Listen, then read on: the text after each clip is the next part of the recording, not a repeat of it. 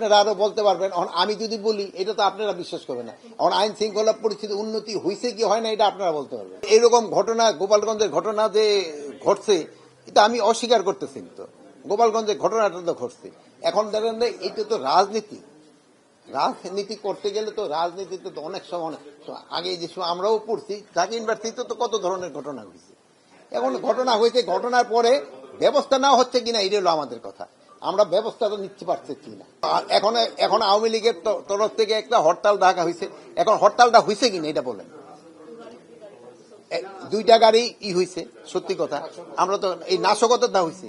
আমরা অন্যান্য হরতাল কল করার সময় এই ধরনের নাশকতা আরো বেশি হইতো, বাট ওর থেকে আমরা অনেকটা কমে আনতে পারছি কিনা এটা আপনারা দেখবেন। পুলিশ মামলা করবে কি না করবে এটা তো একটা কমিটি করা হচ্ছে, তারা করবে।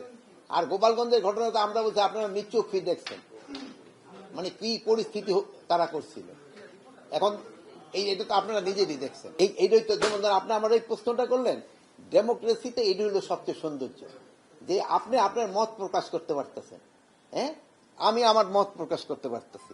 এখন আমার ক্ষেত্রে একটা অনুরোধ থাকবে যে মত প্রকাশ করার সময় যেন কোনো অশালীন কোনো ভাষা ব্যবহার না করা হয় এবং কোনো ধরনের আক্রমণাত্মক ব্যবহারটা না করা হয়।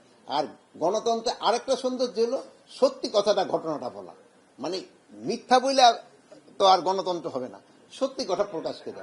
গণতন্ত্রের সৌন্দর্য কিন্তু এইটা যে আপনি আপনার মত প্রকাশ করবেন, সত্যি কথাটা বললেন, আপনি কাউকে আক্রমণ করবেন না, আপনার ভাষাটা শালীন ভাষা হবে। এইগুলির তো গণতন্ত্র। এই আইন শৃঙ্খলা বাহিনী সুষ্ঠু নির্বাচন করতে পারবে না কেন?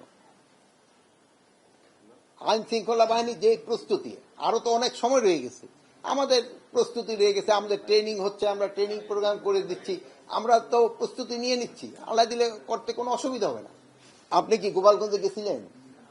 তো স্বাভাবিক জীবনযাত্রা ফিরে আনেন। আমি তো দেখলাম টিভি, অনেক টিভিতে বলতেছে স্বাভাবিক জীবনযাত্রা ফিরে আসছে।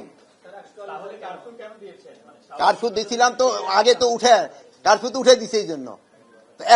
এখনকার কথা কোন সেই 144 ধারাটাও আবার আস্তে আস্তে উঠে নেওয়া হবে। অন্যায় করলে সে গ্রেপ্তার হবে। আমি একটা কথাই বলছি, কোন অবস্থায় যেন দুষ্কৃতিকারী ছাড়া না যেন পায়, আর যেন যে অপরাধ করে নাই যে যেন কোনো অবস্থায় ধরা না পড়ে। যেই সময় যেই পরিস্থিতি ওইভাবে ওই ব্যবস্থা নিতে হবে।